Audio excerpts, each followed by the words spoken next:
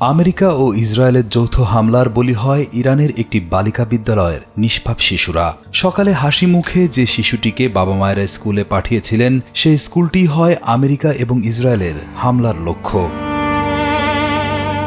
দক্ষিণ ইরানের মিনাব শহরের আল শাজারা আল তাইয়েবা নামের এই স্কুলটিতে আমেরিকা ইসরায়েলের বিমান হামলায় ছোট শিশু, শিক্ষক, স্কুল ভ্যানের চালক এবং অভিভাবক সহ প্রায় ১৭০ জনের তাজা প্রাণ ঝরে যায়। হামলার পর সেখানকার দৃশ্য এতটাই ভয়াবহ ছিল যে চারিদিক থেকে ইট পাথরের ধ্বংসস্তূপ থেকে লাশগুলো বের করে আনতে উদ্ধারকর্মীদের প্রায় ২৪ ঘন্টা সময় লেগে যায়। 5+ স্টার রেটিং প্রাপ্ত দেশের সর্বোচ্চ বিদ্যুৎ সাশ্রয়ী ওয়ালটন এসি স্মার্ট কমফোর্ট এখন নেক্সট লেভেলে। অনেক মৃতদেহ আগুনে পুড়ে এতটাই বিকৃত হয়ে গিয়েছিল যে তাদেরকে আর কোনোভাবেই চেনা যাচ্ছিল না।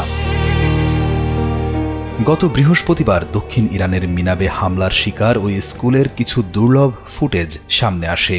সন্তান হারানো মায়েদের আর্তনাদ যেন ভারী করে তুলেছে মিনাবের আকাশ বাতাস। এক সন্তান হারা মা তীব্র ক্ষোভ ও কষ্টে বুক চাপড়ে বলছিলেন, ওরা তো কোনো সামরিক বাহিনীর লোক ছিল না, ওদের কাছে কোনো অস্ত্র ছিল না, ওরা ছিল একদম নিষ্পাপ ও অসহায় শিশু। তাহলে ওদের কি অপরাধ ছিল যে এভাবে মেরে ফেলা হলো?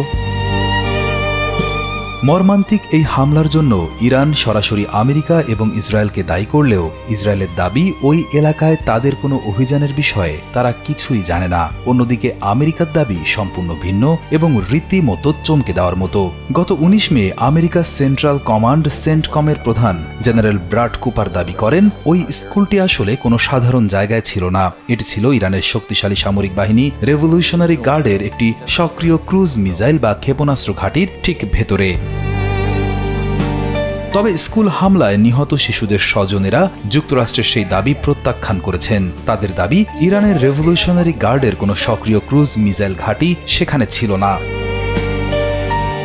আমেরিকার যুদ্ধ বিষয়ক মন্ত্রী পিট হেগসেথ এবং হোয়াইট হাউসের মুখপাত্র ক্যারোলিন লেভিট জানিয়েছেন, এই মর্মান্তিক ঘটনার খুব গভীর এবং নিখুঁত তদন্ত চলছে।